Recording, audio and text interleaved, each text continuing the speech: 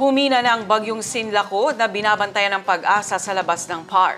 Mababa pa rin ang tsansa na pumasok ito ng PAR at wala rin itong direktang epekto sa anumang bahagi ng bansa. Samantala, aasahan pa rin ang mainit at maalinsangang panahon sa malaking bahagi ng bansa dulot ng Ridge of High Pressure Area.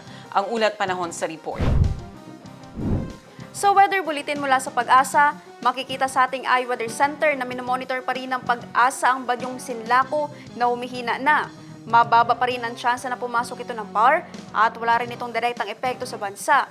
Patuloy ang mainit at malinsangang panahon sa malaking bahagi ng bansa dahil pa rin sa Ridge of High Pressure na umiiral pa rin sa parteng Luzon.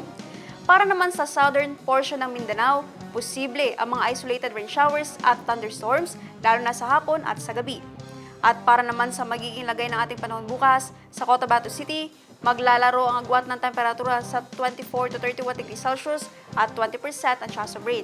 Sa Maguindanao, papalo ang agwat ng temperatura sa 23 to 33 degrees Celsius at 30% ang chance ng pagulan.